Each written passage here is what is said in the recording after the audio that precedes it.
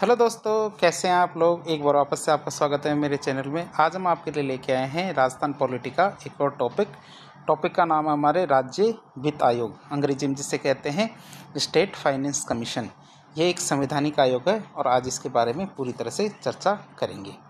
सबसे पहले बात करते हैं ये क्या है। एक संवैधानिक आयोग है तो संविधान में इसकी चर्चा कहाँ पे की गई है। तो राज्य वित्त आयोग क्या एक संवैधानिक संस्था है। संविधान में क्या है, पंचायती राज संस्थाओं के लिए, किन के लिए, पंचायती राज संस्थाओं के लिए तो भाग 9 अनुच्छेद 243 आई और 6, ये आप ध्यान रखना। और दूसरा नगरीय निकायों के लिए भाग 9 का और अनुच्छेद 243 वाई एम, इसमें हमारे राज्य वित्त आयोग का प्रावधान किया गया है। एक परीक्षा में ये पूछा गया था कि यहाँ झ की जगह ज लिखा हुआ था। क्या लिखा हुआ था? ज लिखा हुआ था कि बताइए राज्य वित्त आयोग का उल्लेख संविधान में हमारे 243 ज में किया गया है, ये झ में किया गया है। तो आप इसको हिंदी में भी याद रखें और अंग्रेजी में भी याद रखें कि हमारे 243 आई या फिर झ का में तो हमारे पंचायती राज संस्थाओं के लिए, और 243 वाई या एम में क्या है, नगरीय संस्थाओं के लिए राज्य वित्त आयोग का गठन किया गया है। अब बात करें राज्य वित्त आयोग का गठन की, तो हमारे राज्य वित्त आयोग का गठन मतलब इनका कार्यकाल कितना होता है।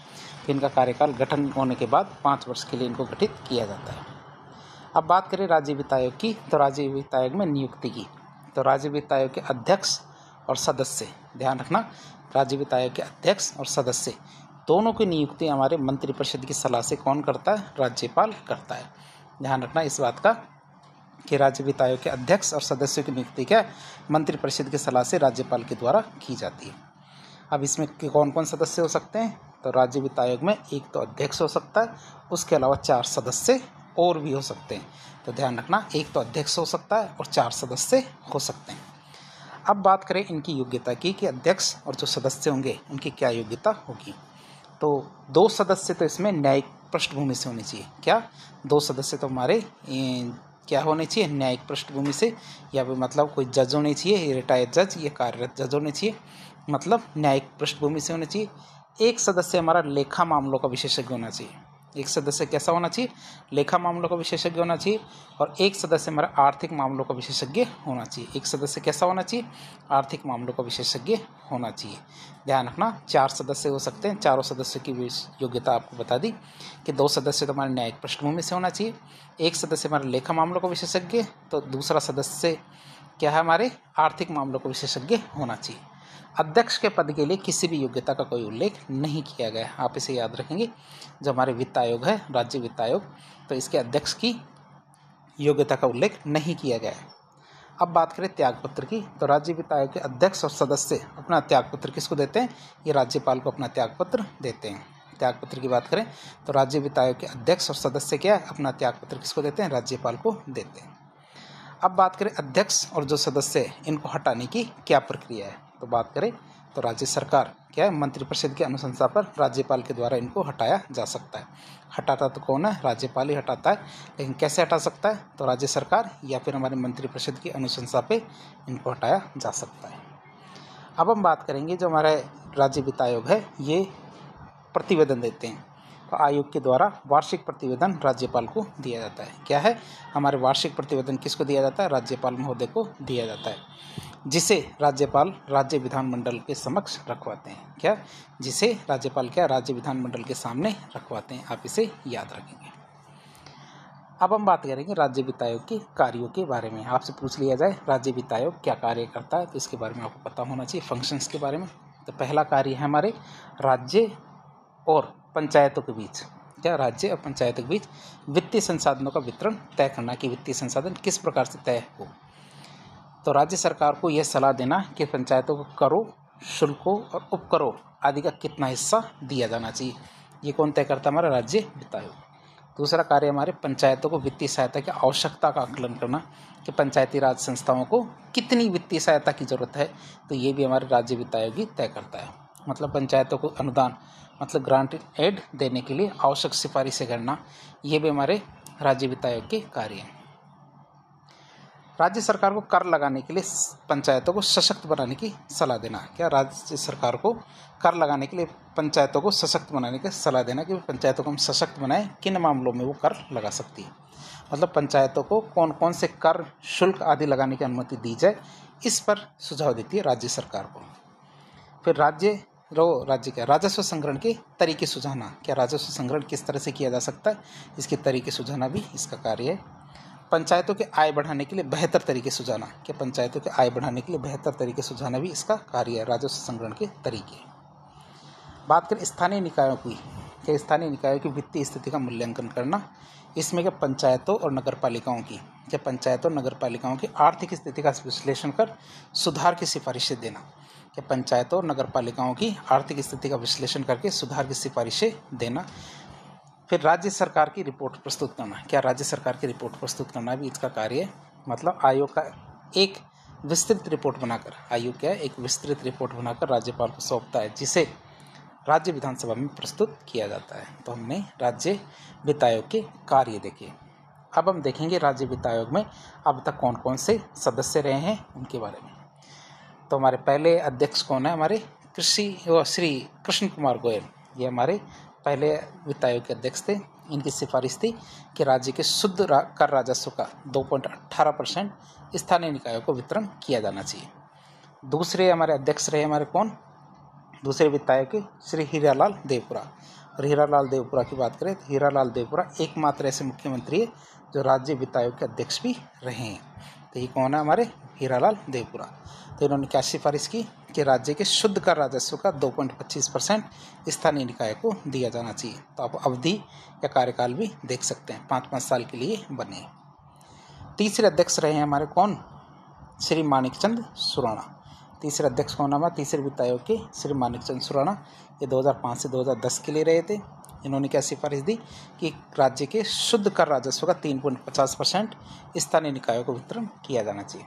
चौथे वित्त आयोग के श्री बी.डी. कल्ला, तो ये हमारे राज्य के शुद्ध कर राजस्व का 5% स्थानीय निकायों को वितरण करने की सिफारिश करते हैं। पांचवा वित्त आयोग हमारे डॉक्टर ज्योति किरण के टाइम पे हुआ, जो 2015 से 2020 तक रहा था। तो श्रीमती ज्योति किरण राजस्थान के राज्य वित्त आयोग की एकमात्र महिला अध्यक्ष रही है। मतलब सारे के सारे पुरुष हैं, ये अकेली महिला अध्यक्ष बनी है। इन्होंने क्या सिफारिश की कि राज्य के जो शुद्ध कर राजस्व है इसका 7.182% स्थानीय निकायों को वितरण किया जाना चाहिए। और छठा वित्त आयोग जो वर्तमान में चल रहा है उसकी बात करें तो छठे वित्त आयोग हमारे 12 अप्रैल 2021 को गठित किया गया था, जिसके अध्यक्ष हमारे प्रद्युम्न सिंह है और 2 सदस्य कौन कौन, लक्ष्मण सिंह रावत और अशोक कुमार लाहौटी। तो इसके 2 सदस्य हैं। अब बात करें तो ये हमारे किस अवधि के लिए बनाया गया था, ये हमारे 2020 से 2025 की अवधि के लिए बनाया गया था। किस अवधि के लिए बनाया गया था, 2020 से 2025 की अवधि के लिए बनाया गया था। लेकिन अब आप देख सकते हैं 12 अप्रैल 2021 को तो इसको गठन किया गया। तो इसका मतलब इसका गठन क्या लेट किया गया है।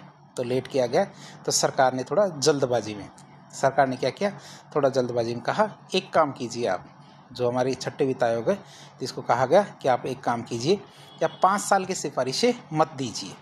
वैसे तो 5 साल की सिफारिशें देने के लिए बनाया गया था, तो उन्होंने कहा कि आप एक काम कीजिए, पहले 5 साल की सिफारिश मत दीजिए, आप एक काम कीजिए 2 साल के लिए दीजिए। मतलब 2020-21 और 2021-22 इन 2 सालों के लिए क्या अपनी सिफारिशें दीजिए। फिर क्या कीजिएगा कि 5 साल के लिए उसके बाद में दे देना। तो हमारे जो प्रद्युम्न सिंह इनके अध्यक्ष बने थे, इन्होंने क्या किया, पहले 2 साल के लिए अपनी एक रिपोर्ट बनाई। कितनी, 2 साल के लिए एक रिपोर्ट बनाई, जिसको 28 जून 2021 को जारी किया। कब जारी किया, 28 जून 2021 को एक रिपोर्ट जारी की, जिससे हम क्या कहते थे, अंतरिम रिपोर्ट, जिसे हम क्या कहते थे, अंतरिम रिपोर्ट कहते थे। अब अंतरिम रिपोर्ट की बात करें तो यह केवल 2021 और 21-22 2020-21 और 21-22 के लिए लागू थी। दूसरी रिपोर्ट आती है हमारी अंतरिम रिपोर्ट, ये हमारे 21 सितंबर 2023 को जारी की गई थी। कब, 21 सितंबर 2023 को जारी की गई थी, और ये पूरे के पूरे 2020 से 2025 तक के लिए, मतलब 5 सालों के लिए लागू थी। तो आप इसे याद रखेंगे। छठे वित्त आयोग ने हमें 2 प्रकार की रिपोर्ट दी है, एक तो अंतरिम रिपोर्ट और एक जो अंतिम रिपोर्ट। जो हमारी इकोनॉमिक सर्वे आर्थिक समीक्षा है, तो आर्थिक समीक्षा में हमारी अंतरिम रिपोर्ट के बारे में जानकारी दी गई थी, ये हमारी अंतिम रिपोर्ट के बारे में जानकारी नहीं दी गई थी। अब हम देखते हैं जो हमारा छठा वित्त आयोग था उसकी रिपोर्ट। सबसे पहले छठे वित्त आयोग की अंतरिम रिपोर्ट की बात करें, जो उन्होंने 2 वर्ष के लिए दी थी। तो वित्तीय वर्ष 2020-21 और 21-22 के लिए उन्होंने अंतरिम रिपोर्ट दी, और ये कब जारी की गई थी, 28 जून 2021 को। अब बात करें इनकी सिफारिशों की, तो हमने छठे वित्त आयोग की अंतरिम रिपोर्ट में कौन कौन सी सिफारिशें दी गई थी। तो इन्होंने कहा राज्य स्वयं के कर राजस्व के, जितना भी उनको कर राजस्व मिलता है, तो उस कर राजस्व के 6.75% हिस्से का वितरण, कितना 6.75% हिस्से का वितरण 2011 की जनगणना के आधार पर ग्रामीण और नगरीय निकायों में, आप ध्यान रखेंगे ग्रामीण में कितना हमारे 75.10 और नगरीय निकायों में कितना, ये हमारे 24.90 के हिसाब से बांटा जाएगा। तो आप ध्यान रखेंगे कि राज्य से कितना पैसा मिलेगा, 6.75% पैसा मिलेगा। जितना भी वो शुद्ध कर राजस्व प्राप्त करते हैं उसका 6.75% पैसा बांटा जाएगा, और वो भी किस अनुपात में बांटा जाएगा, ग्रामीण या फिर जो हमारे पंचायती राज संस्थाएं हैं उनको तो हमारे 75.10% और नगरीय स्थानीय निकाय उनको 24.10% इस हिसाब से बांटा जाएगा। आप इन दोनों को ही याद रखेंगे कि हमारे 75.10 और 24.90 ये चीज़ आप याद रखेंगे। फिर बात करें कि यदि पंचायती राज संस्थाओं को बांटा जाए, क्या पंचायती राज संस्थाओं में किस प्रकार से ये राशि बटेगी उसकी बात करें, तो जिलेवार निर्धारित भारांकन के आधार पर कुल अनुदान राशि का जिला परिषद को तो 5%, ये आप याद रखेंगे, जिला परिषद को तो 5%, पंचायत समितियों को 20% और ग्राम पंचायतों को 75% की राशि जारी की जानी चाहिए। कितनी, 75% की राशि तो हमारी ग्राम पंचायतों को, पंचायत समिति को 20% और जिला परिषद को कितनी 5% की राशि जारी की जाएगी, और ये हमारे 2 साल के लिए ही लागू थी। अब हम बात करेंगे राज्य के शुद्ध कर राजस्व में से पंचायती राज संस्थाओं को उपलब्ध कराई गई राशि होगी, उसमें से कितनी राशि खर्च की जाएगी और किस प्रकार से की जाएगी। तो 55% राशि तो उनको मूलभूत और विकास कार्यों के लिए खर्च करनी होगी, 40% राशि का उपयोग राष्ट्रीय और राज्य प्राथमिकता योजनाओं को लागू करने के लिए खर्च किया जाएगा, और 5% राशि का उपयोग विभिन्न कार्य और कार्यक्रमों के क्रियान्वयन के प्रोत्साहन के लिए किया जाएगा। तो आप इसे याद रखेंगे, 55% राशि का उपयोग तो मूलभूत एवं विकास कार्यों के लिए, 40% राशि का उपयोग राष्ट्रीय और राज्य प्राथमिकता योजनाओं को लागू करने के लिए, और 5% राशि का उपयोग विभिन्न कार्यों एवं कार्यक्रमों के क्रियान्वयन के प्रोत्साहन के लिए खर्च किया जाएगा। इनको आप याद रखेंगे। और ये हमारी क्या थी, अंतरिम रिपोर्ट थी। अंतरिम रिपोर्ट ये हमारे 2021 और 21-22 के लिए थी। अब जो हमारे छठा वित्त आयोग था, इन्होंने अपनी फाइनल रिपोर्ट या अंतिम रिपोर्ट दे दी है, और ये पूरे के पूरे 2020 से 2025 के लिए लागू रहेगी। अब बात करें ये रिपोर्ट कब आई है, ये हमारे 21 सितंबर 2023 को जारी की गई थी। आप इसे याद रखेंगे, 21 सितंबर 2023 को ये रिपोर्ट जारी की गई थी। 500 पन्नों की रिपोर्ट है। बात करें अब ये हमारे अंतरिम रिपोर्ट में इन्होंने क्या सिफारिश की है उसकी बात करें। अब ये राशि बढ़ चुकी है, पहले 6.75% था, उसको बढ़ा के कितना 7.25% कर दिया गया। मतलब राज्य स्वयं के शुद्ध कर राजस्व के, राज्य क्या करेगा, स्वयं के शुद्ध कर राजस्व के 7.25% हिस्से का वितरण वर्ष 2011 की जनगणना के आधार पर, ध्यान रखेंगे 2011 की जनगणना के आधार पर ग्रामीण और नगरीय स्थानीय निकाय के मध्य 75.10 और 24.90 के अनुपात में बांटेगा। ये भी आप याद रखेंगे, कितना 75.10 और 24.90 के अनुपात में बांटेगा। अब इसमें क्या है, पंचायती राज संस्थाओं को तो 75.10% मिलेगा और नगरीय निकाय को 24.90। अब पंचायती राज संस्थाओं को जो मिलेगा तो उसमें जिलेवार निर्धारित भारांकन के आधार पर कुल अनुदान राशि का जिला परिषद को तो 5%, सेम टू सेम चल रहा है। अभी तो केवल जो हिस्सा बढ़ा है, पहले 6.25% था, 6.75% था, उसको बढ़ा के 7.25 किया है, नहीं तो बाकी भारांकन तो सेम ही है। जिला परिषद को 5%, पंचायत समिति को 20% और ग्राम पंचायतों को 75% की राशि जारी होगी, ये सेम ही है। अब राज्य के शुद्ध कर राजस्व में से पंचायती राज संस्थाओं को राशि उपलब्ध कराएंगे, उस राशि का वो किस तरह से उपयोग करेंगे, इसमें थोड़ा सा परिवर्तन हुआ है। जो अंतिम रिपोर्ट है उसमें इसमें परिवर्तन हुआ है। वो क्या हुआ है कि इसमें 55% राशि का उपयोग मूलभूत एवं विकास कार्यों के लिए खर्च किया जाएगा। क्या 55% राशि का उपयोग तो मूलभूत और विकास कार्यों के लिए खर्च किया जाएगा,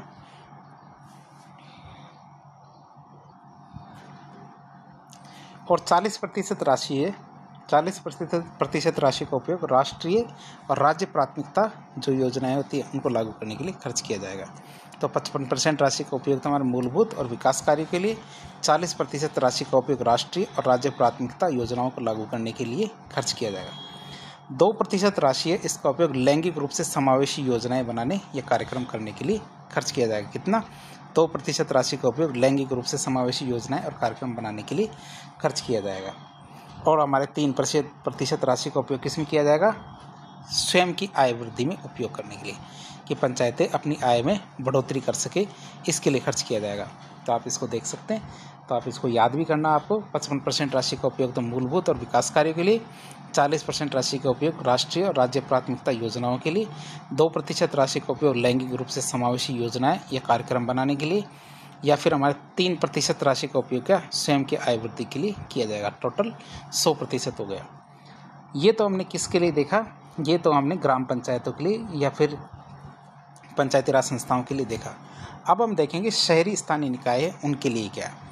तो शहरी स्थानीय निकाय संस्थानों में जिलेवार निर्धारित भारांकन के आधार पर कुल अनुदान राशि का नगर पालिका को तो 50% मिलेगा। आप इसे याद रखेंगे, जो नगर पालिका है उसको तो 50% मिलेगा, नगर परिषद को 25% और नगर निगम को हमारे 10% राशि मिलेगी। कितनी? 10% राशि नगर निगम को मिलेगी। अब आप सोचेंगे यदि तीनों को जोड़ा जाए, क्या तीनों को जोड़ा जाए तो क्या होगा? तीनों को जोड़ा जाएगा तो कितना बनता है? लगभग 85% बनता है। कितना? 85%। अब आप सोचेंगे कि बाकी के 15% कहाँ से चले गए? 15% राशि का आवंटन कहाँ किया गया? अब आपको ये पता होना चाहिए, जो नगरीय स्थानीय निकाय है इसमें हमारे बहुत सारी चीज़ें होती है, जैसे कई ट्रस्ट बने होते हैं, कई पोर्ट बने होते हैं, बहुत सारे तरीके हैं, तो उनके अंदर वो खर्च किया जाएगा। तो 15% वहाँ पे और 85% का हमारे 50% तो नगर पालिका को, 25% नगर परिषद को और नगर निगम को 10%, तीनों को मिला के कितना होता है? 85% राशि खर्च की जाएगी। आप इसे याद रखेंगे। और बात करें राज्य के शुद्ध कर राजस्व में से पंचायती राज संस्थाओं को किस तरह से राशि उपलब्ध होगी, उसका कैसे आवंटन करेंगे, तो वो देखें। तो 75% राशि का उपयोग मूलभूत और विकास कार्य के लिए खर्च करना पड़ेगा। क्या? 75% राशि का उपयोग मूलभूत और विकास कार्य के लिए खर्च करना पड़ेगा, जबकि हमारी जो पंचायती राज संस्थाएं थी उसमें ये 55% ही था। कितना? 55% था। लेकिन हमारी शहरी स्थानीय निकाय इसमें बढ़ा करके कितना? 75% कर दिया गया। 20% राशि का उपयोग राष्ट्रीय और राज्य प्राथमिकता योजनाओं को लागू करने के लिए खर्च किया जाएगा। 2% राशि का उपयोग लैंगिक रूप से समावेशी योजनाएं और कार्यक्रम करने के लिए खर्च किया जाएगा। कितना? 2% राशि का उपयोग लैंगिक रूप से जो समावेशी योजनाएं और कार्यक्रम है इनको लागू करने के लिए किया जाएगा। 3% राशि का उपयोग स्वयं की आय वृद्धि में खर्च किया जाएगा। कितना? 3% राशि का उपयोग क्या स्वयं की आय वृद्धि में खर्च किया जाएगा, ताकि नगरीय निकाय भी अपनी आय बढ़ा सके।